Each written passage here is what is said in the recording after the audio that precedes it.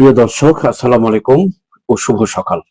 Sell টিভির প্রতিদিনের সকালের অনুষ্ঠান সংবাদ শিরোনাম দেখার সাদর আমন্ত্রণ জানাচ্ছি। আমি মাহবুবুল আলম মিলন। আজকে সংবাদ বিশ্লেষণী আছেন সিলেটের জ্যেষ্ঠ সাংবাদিক আল্লাজাদ। আজাদ ভাই, আপনাকে স্বাগত। ধন্যবাদ। অনুষ্ঠানটি পরিকল্পনা হচ্ছে শেখ নুরুল ইসলাম, আর যার সৌজন্যে হচ্ছে Ali books and varieties store, Bashikpur Madhyabazar, Lakshmipur. এর স্বত্বাধিকারী জনাব কামালকে কৃতজ্ঞতা জানিয়ে আজকের অনুষ্ঠান অনেক দূর থেকে সহযোগিতা করছেন। সুন্দর কথা স্মরণ করে দিয়েছেন। লক্ষ্মীপুর বিভাগ হচ্ছে আমরা আছি উত্তরাংশে। প্রিয় দর্শক, যথারীতি আজকে সিলেটের আমাদের স্টুডিওতে তিনটি পত্রিকা এসছে। জাতীয় পত্রিকা বাংলাদেশ প্রতিদিন, স্থানীয় দৈনিক সিলেটের ডাক, সিলেট মিরর। তিনটি পত্রিকারই আমরা মূল খবরগুলো আমরা পড়ে শোনাবো এবং সাথে বিশ্লেষণ করতে আজকের আলাজাদ, সাংবাদিক আলাজাদ। হাতে নিচ্ছি প্রথমে বাংলাদেশ প্রতিদিন। খবর পড়ার আগে দিন তারিখটি জানিয়েছি। আজ বুধবার 18 ফেব্রুয়ারি 2026, 5 ফাল্গুন 1432 বঙ্গাব্দ, 29 সাবান 1447 হিজরি।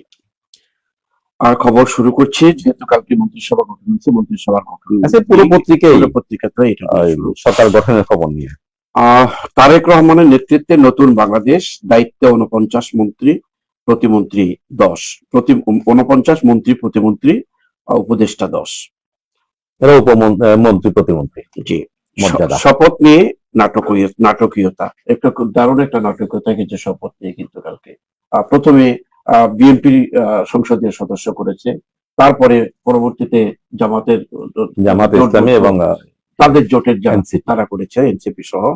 আর পরবর্তীতে মন্ত্রিসভায় কিন্তু আবার জামাতের যোগ দেয় নাই, মন্ত্রিসভার মন্ত্রী পরিষদের শপথে। এখানে অনেক একটা নাটকের বক্তব্য আছে আলাদা। দুর্নীতির অভিযোগ নিয়ে কিভাবে দেশ ছাড়লেন ইউনিসের বিশেষ সহকারী, এটা আগামীতে হয়তো এটা নিয়ে আরো কথা আসবে। শুরু হয়ে গেছে এটা। বিরোধী দলের নেতা ডক্টর শফিক, উপনেতা তাহের, চিফ হুইপ নাহিদ। গণভোটের বৈধতা চ্যালেঞ্জ করে হাইকোর্টে রিট। এই যে গণভোট না হলো, এটা হাইকোর্টে রিটও হলো। এইরকম কিন্তু একটা চিন্তা ভাবনা জনগণের মধ্যে কিন্তু আগে একটা গণভোট নিয়ে শুরু থেকেই নানান কথা হচ্ছে। আচ্ছা, আরেকটি কথা, যে ডক্টর ইউনূসকে নিয়ে উচ্চ আশায় আমরা বুক বেঁধেছিলাম, সেই দরিদ্র বাড়িয়ে বিদায় দারিদ্রের জাদুঘরে, খবর এসেছিল।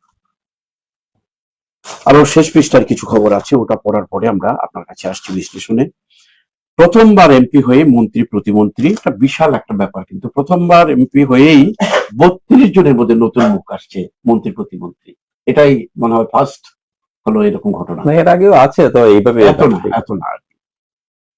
প্রবাসী স্ত্রী ছেলে সহ 3 জনকে গলা কেটে হত্যা, অন্য ধরনের একটি খবর। এই যে সামাজিক একটা ব্যাধি, এরকম একটা আমরা মাঝে মাঝে খবরগুলো পাচ্ছি। মন্ত্রিসভায় 3 নারী, আরো হয়তো দেখা যাবে ভবিষ্যতে। ইউপি চেয়ারম্যান থেকে প্রতিমন্ত্রী মীর শাহে আলম, এর আগেও আছে। এটা বগুড়ার। আমাদের সিলেটের ঘটনা, মেয়র থেকে আসে মন্ত্রী, ইউনিয়ন পরিষদ চেয়ারম্যান থেকেও আরো মন্ত্রী হয়েছেন আগে। তো আমাদের সিলেট থেকে এবার হচ্ছে আমাদের সিলেটের মেয়র সরাসরি এবার মন্ত্রী প্রতিমন্ত্রী না কিন্তু, এবং সিলেট 1 আসনে উনিও কিন্তু প্রথম এমপি আগ্রহী ছিলেন, মন্ত্রী আব্দুল মুক্তাদির সাহেব। এই নিয়ে বাংলাদেশ প্রতিদিন আরো অন্যান্য খবর আছে, যেটা সিলেটের একটা শিরোনাম আছে, যেমন প্রবাসীর স্ত্রী ছেলে সহ 3 জনকে গলা কেটে হত্যা, মন্ত্রিসভা স্থান হয়নি, যেহেতু হেভিওয়েট। আর ঢাকায় 2 নারী সহ হানি ট্র্যাপ চক্রের 12 সদস্য গ্রেফতার। একটু ভিন্নধর্মী খবর এগুলো। এই যে আপনি যেটা বললেন আমি পড়ার পরে আপনি বলছেন যে হেভিওয়েট প্রার্থীরা, তারাকে মন্ত্রী না করে নতুন নতুন এই যে 32 জনকে নিয়ে আসলো, এই কারণটা কি হতে পারে বলে আপনি মনে করেন? এটা তো মাননীয় প্রধানমন্ত্রী জানেন। তবে যেটা হয়, জি বলেন, যে তিনি দেখেছেন যে এখানে প্রবীণদের পাশাপাশি নবীনদেরকে রাখা, এই বিষয়টাকে তিনি গুরুত্ব দিয়েছেন। পুরো মন্ত্রিসভা সম্পর্কে যদি আমরা কথা বলি, তাহলে এই বিষয়টা স্পষ্ট হয়। কিন্তু প্রবীণ থেকে নতুন নবীনরা বেশি কিন্তু আসছে। এটা হচ্ছে যে তিনি নিজেই তো নবীন। আমার মনে হচ্ছে যেটা, যে মাননীয় প্রধানমন্ত্রী প্রবীণদের সাথে কাজ করার সুযোগ করে দিয়েছেন, যাতে নেতৃত্বের বিকাশ ঘটে। প্রবীণ যারা আছেন তারা বিভিন্ন সময় মন্ত্রী হয়েছেন, বিভিন্ন দায়িত্ব পালন করেছেন, এখন তারা পরামর্শ দিতে পারেন, কাজ অতটা করতে পারবেন না। যেটা সুন্দর একটা কথা। নবীনরা পারবেন। এরপরও কয়েকজন প্রবীণ আছেন যারা অভিজ্ঞ, যাদের অভিজ্ঞতা বা মন্ত্রিত্বের অভিজ্ঞতা আছে, যাদের নেতৃত্ব দেওয়ার মতো এখনো সেই সামর্থ্য, সেই দৃঢ়তা তাদের আছে, তাদেরকে নিয়েছেন। এছাড়া উপদেষ্টা পরিষদ তিনি যে 10 জনকে নিয়েছেন, তার মধ্যে বিএনপির যারা প্রবীণ নেতা তারা অনেকেই চলে এসছেন। তারা কিন্তু মন্ত্রীর পদমর্যাদা এবং প্রতিমন্ত্রীর পদমর্যাদা, যেমন আমাদের সিলেটের হুমায়ুন কবির একজন নতুন মানুষ, তাকে প্রতিমন্ত্রীর মর্যাদায় নেওয়া হয়েছে। নবীন এবং প্রবীণের বা প্রবীণ নবীনের যৌথ প্রচেষ্টায় এটা আমার মনে হয় যে একটু ভালোই হয়েছে। ধন্যবাদ, সুন্দর আপনার অ্যাসেসমেন্ট। একটা কথা আজাদ ভাই, যদি এখানে পত্রিকায় আসনি, আপনার গণমাধ্যমে দেখতেছি, যেটা এই যে পররাষ্ট্র মন্ত্রণালয় যাকে দেওয়া হলো, খলিলুর রহমান উপদেষ্টা পরিষদে উনি ছিলেন, এখনই কিন্তু একটা বিতর্ক সৃষ্টি হয়ে গেছে, এবং এটা নিয়ে কোনো আরো কিছু অন্য পর্যায়ে যাচ্ছে কিনা? গণমাধ্যমে খবরটি আছে, পত্রিকা আছে, আমাদের স্থানীয় পত্রিকায় আছে, এবং এই তালিকা এখানে মন্ত্রীদের তালিকা আছে, সেই তালিকায় নাম আছে খলিলুর রহমানের, কিন্তু তাকে নিয়ে যে বিতর্ক শুরু হয়ে গেছে এই কারণে যে তিনি সদ্য বিদায়ী অন্তর্বর্তী সরকারের উপদেষ্টা ছিলেন, এবং প্রবাসী নাগরিক। তখন থেকে তাকে নিয়ে নানা ধরনের কথাবার্তা হয়েছে। এবার তিনি কিভাবে, আসলে এই বিষয়টা কারোর ধারণাই ছিল না যে অন্তর্বর্তী সরকারের কেউ এখানে উপদেষ্টা হয়ে আসবেন বা মন্ত্রী হয়ে আসবেন, কিন্তু হঠাৎ করে শোনা গেল যে খলিলুর রহমান সাহেব আসছেন, এবং পররাষ্ট্রমন্ত্রীর তার বাইরের বহির্বিশ্বে তার একটা প্রভাব আছে, একটা পরিচিতি আছে, অভিজ্ঞতা আছে। এই হিসেবে হয়তো আচ্ছা, ভিতরের কোনো খবর থাকলে বা কিছু থাকলে তার আমরা বলতে পারছি না, তবে অবাক হয়েছেন রাজনৈতিক সচেতন মানুষ যারা, তারা অবাক হয়েছে। মন্ত্রিসভা গঠনের আগের দিন পর্যন্ত, মানে ওই নামটা শোনা যায় আগ পর্যন্ত কিন্তু উনি ইয়া কমিটিতে ছিলেন, অর্থাৎ অন্তর্বর্তী সরকারে ছিলেন। এটা কি আইনের কোনো ব্যত্যয় ঘটছে না? আইনের ব্যত্যয় হয় না, কিন্তু জামাতে ইসলামের পক্ষ থেকে, অর্থাৎ জামাত জোটের পক্ষ থেকে বলা হচ্ছে এটা আইনের ব্যত্যয় হয়েছে এবং এটার বিরুদ্ধে তারা লড়বেন। তারা হয়তো আইনের জি জি এখানে হয়তো কোনো একটা সুযোগ থাকতে পারে, দেখা যাক কি হয়। এবার আইন মন্ত্রণালয়ে যিনি আসছেন, ইতিপূর্বে উনি অ্যাটর্নি জেনারেল ছিলেন, প্রখর মানুষ। আসলে কারণ তো ওই মানুষকে আমরা এইভাবে চিন্তাম না আগে, উনি যদি দায়িত্বটা। কিন্তু দুঃখজনক দুটি খবর, নাটকীয়তা নিয়ে আর কথা বলার কিছু নেই। বিএনপি স্পষ্ট করে দিয়েছে যে সংবিধানে যেহেতু নাই সংস্কার পরিষদের বিষয়টা, এই নিয়ে এই মুহূর্তে শপথ নেবে না তারা, তবে এ নিয়ে সংসদে আলোচনা হবে। জামাতে ইসলামী এবং এনসিপি তারা প্রথমে এই কারণেই শপথ নেননি, পরে তারা শপথ নিয়েছেন। দেখা যাক কি হয়। জুলাই সনদ নিয়ে তো কথা আছে, জুলাই সনদ প্রয়োজনও আছে, সব মিলিয়ে সবগুলো দল তো একমত হয়নি, ভিন্নতা আছে। এরপর আমরা মনে করি যে যেহেতু জুলাই সনদটা আর প্রয়োজনীয়তা আছে, সেই প্রয়োজনীয় দিকগুলো যদি গ্রহণ করে সংবিধানে অন্তর্ভুক্ত করার থাকে, অবশ্যই একটা জিনিস একটু জনগণের সংবিধান যেন কোনোভাবেই ক্ষতিগ্রস্ত। আমি যেটা বলতে চাইছিলাম আপনার সাথে, যে বিশ্লেষণে আমি একটু শরীক থাকি, অবশ্যই যে ইয়েতে এই মন্ত্রিসভা যখন শপথ নেয়, এই সময় কত মানে কয়েক হাজার অতিথি এখানে ছিলেন, কিন্তু যারা প্রায় 70টা আসনে নির্বাচিত একটা সদস্য, সংসদ সদস্য, তারা এখানে গেলেন না। এই প্রথম দিনে কিন্তু একটা এলোমেলো একটা হলো কিন্তু এই শপথ অনুষ্ঠান। এটা নতুন না। আচ্ছা, এর আগেও আমরা দেখেছি যে বিএনপি 96-তে যখন আওয়ামী লীগ শপথ গ্রহণ করতে যায় সংসদে, জাতীয় সংসদ সদস্য হিসেবে, তখন বিএনপি কিন্তু ওয়াকআউট করেছিল শপথ অনুষ্ঠানটা। জায়গাটা হয়তো মানুষ, আমরাও, আমিও অনেক লেখালেখি হয়েছে, এবং তখন যিনি স্পিকার ছিলেন শেখ রাজ্জাক আলী, তিনি কিন্তু বিএনপির স্পিকার ছিলেন, তিনি শপথ বাক্য পাঠ করিয়েছিলেন, তিনি অবাক হয়েছিলেন এবং খুব কষ্ট পেয়েছিলেন, তার কথাবার্তায় সেটা প্রকাশ পেয়েছিল। এই ধরনের ঘটনাটা আরই ঘটনা, যদিও এটা বিরোধী দল শুধু না, তারা তো একটা আন্দোলনেরও কর্মসূচি দিয়েছিলেন, ঢাকা কেন্দ্রিক আন্দোলন। সংসদে ঢোকার আগেই বিরোধিতা শুরু হতে পারে, তবে দায়িত্বশীল আচরণ করবেন এবং অবশ্যই গণতান্ত্রিক প্রক্রিয়ায় তারা আন্দোলন সংগ্রাম করবেন। বিরোধী তো অবশ্যই সংগ্রামের পর একটি নতুন বাংলাদেশ গড়ার স্বপ্নে একটা মন্ত্রী পরিষদ গঠন হলো, এটা যদি শুরুতেই হুচট খায়, আমরা কিন্তু হুচট খাবে না, এই ধরনের কর্মসূচি তারা দেবেন না। আমরা আশা করি এই আশাটা বাস্তবায়িত হোক। বিরোধী দলকে সবসময় রাজনীতিতে থাকতে হবে। স্থানীয় পত্রিকা দিতে চাই। আর দুটি খবর হয়ে গেছে, একটা হচ্ছে দুর্নীতির অভিযোগ নিয়ে জি, আহ, এটা একটা ইম্পর্টেন্ট একটা খবর। আমাদের সদ্য বিদায়ী অন্তর্বর্তী সরকারের একজন বিশেষ সহকারী দেশ ছেড়ে চলে গেছেন, বেশ আগেই গেছেন। এটা নিয়ে বাংলাদেশ প্রতিদিন যে প্রতিবেদনটা করেছে তার বিরুদ্ধে অনেক অভিযোগ আছে, দুর্নীতির অভিযোগ আছে, এবং এই দুর্নীতির সঙ্গে ডক্টর মোহাম্মদ ইউনূসেরও সংশ্লিষ্টতা আছে।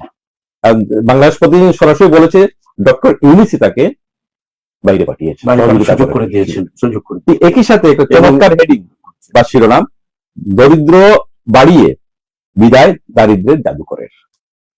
ডক্টর মোহাম্মদ ইউনূস দারিদ্র বিমোচনের জন্য সংগ্রাম করেছেন, বিশ্বব্যাপী খ্যাত, জাতির কাছে পরিচিত, কিন্তু আমাদের দারিদ্র বেড়েছে। গত 1.5 বছরে আমাদের দারিদ্র আরো কিন্তু এগুলো রেকর্ড আসবে, আরো এগুলো কিন্তু বের হবে, আস্তে আস্তে বের হবে।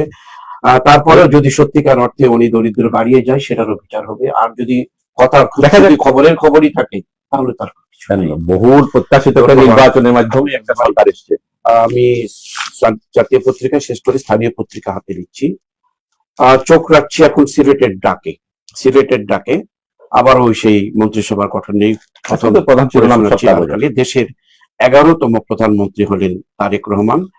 সিএলটিভির পক্ষ থেকে আমরা অভিনন্দন জানাচ্ছি, শুভকামনা করছি তার। মন্ত্রী প্রতিমন্ত্রী হিসেবে শপথ নিলেন যারা, তাদের একটি তালিকা দেওয়া হচ্ছে। এটা অলরেডি কালকে আমরা মিডিয়াতে পেয়ে গেছি। প্রথমবার এমপি হয়ে মন্ত্রী মুক্তাদির আরিফ, এরকম অনেক খবর আছে, কিন্তু সিলেটের জন্য আরো হয়েছে, আরো অনেক প্রয়োজন হয়েছে। এখানে একটা খবর আমরা পেয়েছি যে সাহেবউদ্দিন চেয়ারম্যান থেকে মন্ত্রী হয়েছিলেন, এটার একটি খবর আমরা দেখলাম। শহীদদের সম্মানে মন্ত্রীদের শপথে যায়নি, ডক্টর শফিক একটা ব্যাখ্যা দিয়েছেন কেন যায়নি। 35 বছর পর ফের শপথ পড়ালেন সিইসি শপথ পড়ায় 35 বছর আগে ছিল, মানুষ হয়তো ভুলে গেছে এটা আর কি। হঠাৎ করে কালকে আমার এখানে যদ্দূর মনে পড়ে, জি স্মৃতি যদি বিভ্রান্ত না করে, তাহলে ওই সময় শামসুল হুদা চৌধুরী শপথ গ্রহণ করিয়েছিলেন। না, তিনি ছিলেন স্পিকার। তাহলে এই কথাটা 35 বছর আমার যদ্দূর মনে পড়ে, এবং তিনি একটি গান গেয়েছিলেন, তোমার হলো শুরু আমার হলো সারা। কিন্তু ওইটাই কি সেটা কি না? না, 35 বছর আগে তো কোন এক সিইসি পড়াইছিলেন, কারণ বিএনপি রাষ্ট্র ক্ষমতা এসেছিল 91 সালে। তাহলে দেখা যাক, এটা সত্যিকার অর্থে ইতিহাস যদি থাকে তো ইতিহাস থেকে তো নিয়ে আসা হয়েছে আর কি। আরো আমার যদ্দূর মনে পড়ে আসলে শামসুল হুদা চৌধুরী ছিলেন। অন্যান্য খবর আর ওই ধরনের খবর আরো নির্বাচনের পর মন্ত্রিসভা ইত্যাদি নিয়ে খবর আছে। ভোটার হওয়ার 53 দিনেই দেশের প্রধানমন্ত্রী, কথা বলা হচ্ছে যে প্রধানমন্ত্রী হলেন ভোটার। অনেকগুলো বিশেষত্ব আছে এখানে। এক মেয়াদে 3 সরকারকে সরকার প্রধান, এই শাহাবুদ্দিনেরও একটা আলাদা একটা রেকর্ড থাকবে এখানে আর কি। সংসদ সদস্য হিসেবে শপথ নিলেন ইমরান চৌধুরী তো নেবেই, কিন্তু এটা গোলাপগঞ্জবাসীকে উৎসর্গ করেছেন, এই জন্য এটা খবর হয়ে আসছে আলাদাভাবে। আরো খবর, সিলেট কৃষি বিশ্ববিদ্যালয়ে সোনালী দলের আত্মপ্রকাশ, পরিকল্পিত মব সৃষ্টির প্রতিবাদ। শিক্ষক রাজনীতির একটা প্রকাশ আমরা দেখছি যে একটি সংগঠন ভেঙে একটা সংগঠন গঠিত হয়েছে। এটা এই যে নতুন একটা মব সৃষ্টি, এই মবের একটা কিন্তু এর মূল কারণটা হচ্ছে মব। উপাচার্য পর্যন্ত আহত হয়েছে মবের কারণে। কোন জায়গায় পৌঁছেছে বিষয়টা? আসলে রাজনীতির নামে এতটুকু আমরা অন্তত পক্ষে সর্বোচ্চ শিক্ষাঙ্গন এগুলো শিক্ষক রাজনীতির কুফল। আজাদ ভাই, এই যে মন্ত্রিসভায় নেই রেজাকিব, আমরা শুনছিলাম যে রেজাকিব অর্থমন্ত্রী হয়ে, শুধু শুনছিলাম না, এবং নির্বাচিত হওয়ার আগেই তিনি যখন বিএনপিতে যোগদান করেন তখনই শোনা গিয়েছিল বা এক ধরনের প্রচারণা ছিল যে তিনি মন্ত্রী হবেন, অর্থমন্ত্রী। এবং তার গত দুই দিন আগে সম্ভবত আরেকটি বক্তব্য অথবা আমি মন্ত্রী হলে জনগণের টাকা অপব্যয় করবো না। এ ব্যাপারে হতাশ অনুসারী নেতা কর্মীরা তার হবিগঞ্জবাসী। এটা এখানে আরেকটা জিনিস খেয়াল করছেন কিনা আপনি, সিলেট বিভাগে একমাত্র সিলেট 2 জন মন্ত্রী। এখানে একটা হিসাব আছে, 3টা জেলায় কিন্তু এখানে একটা হিসাব আছে, যেরকম কোন একটা জায়গায় আছে সম্ভবত মিররে পরে যে কাগজটা আমাদের সামনে আসবে সেটা আচ্ছা, আছে। পরের খবর। হ্যাঁ। কিন্তু এখন পর্যন্ত খবরে দেখা গেল সিলেট দুইজন। বিভাগে 2 জন, এবং সেটা সিলেট জেলায়। সিলেট জেলায়। হবিগঞ্জ, মৌলভীবাজার, সুনামগঞ্জে কোনো মন্ত্রী নাই। আচ্ছা, যাই হোক, সুনামগঞ্জ থেকে সবসময় একজন না একজন মন্ত্রী থাকেন, আশা করি আসবে, যেহেতু হাওড় অঞ্চলিত একটা আচ্ছা, সময় আছে।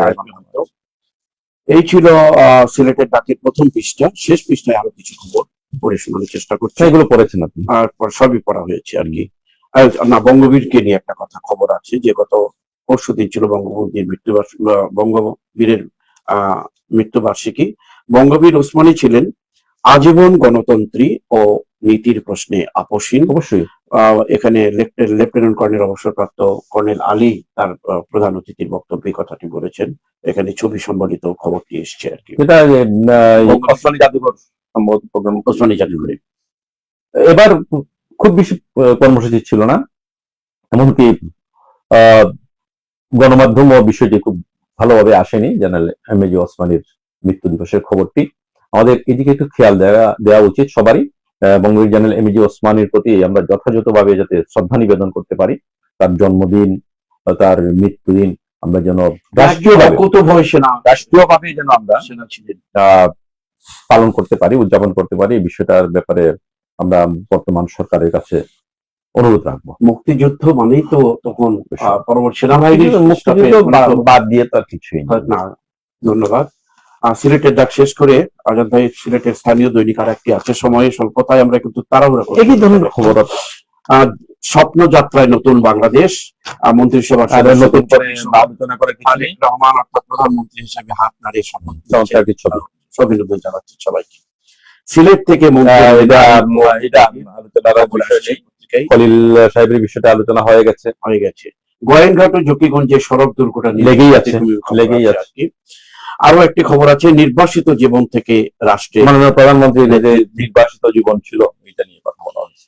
আরেকটি খবর আমি যেটা বিশেষের বলেছিলাম, আমরা ঢাকা বিভাগে বেশি মন্ত্রী ও প্রতিমন্ত্রী, স্থানে আছে চট্টগ্রাম, সবচেয়ে কম সিলেটে, যেটা আমরা বললাম মাত্র 2 জন। আপনি তো আশা প্রকাশ করেছেন, আমরা আশা প্রকাশ করি যে থাকি আরো হবে। ভেঙে গেল অন্তর্বর্তী সরকারের উপদেষ্টা পরিষদ, প্রজ্ঞাপন সেটা ভেঙে গেল আর কি। এখন এই উপদেষ্টা মন্ডলীতে যারা ছিলেন তাদের জীবন কাহিনী নিয়ে আগামীতে খবরে আসবে, অনেক কিছু আসবে। এতদিন তো কথা বলা যায়নি। হ্যাঁ, কথা বলবে। আরো খবর আছে শেষ পৃষ্ঠায়। সিলেট প্রেরণের বিশ্ব গণমাধ্যমকে তারেক রহমানের শপথের খবর প্রকাশ হয়েছে। নবনির্বাচিত প্রধানমন্ত্রীর সঙ্গে বিশ্ব নেতাদের সৌজন্য সাক্ষাৎ। চীন ও জাপানের প্রধানমন্ত্রী দেশ থেকে এসেছিলেন। সৌদিতে রোজা শুরু আজ, বাংলাদেশে আগামীকাল। আমরা আজকে তারাবির খাবো, কালকে থেকে আমরা রোজা রাখবো বাংলাদেশের মুসলমানেরা। রমজানের আগেই বাজারে নিত্য পণ্যের দামে উত্তাপ। এই ব্যাপারে কিছু, যেহেতু জনসংঘনিষ্ঠ একটি খবর, এটা আমাদের জন্য অত্যন্ত দুঃখজনক। দুনিয়ার সব জায়গায় ধর্মীয় কোনো ব্যাপার যখন থাকে, ধর্মীয় কোনো উৎসব থাকে, তখন জিনিসপত্রের দাম কমে আর আমাদের দেশে বাড়ে।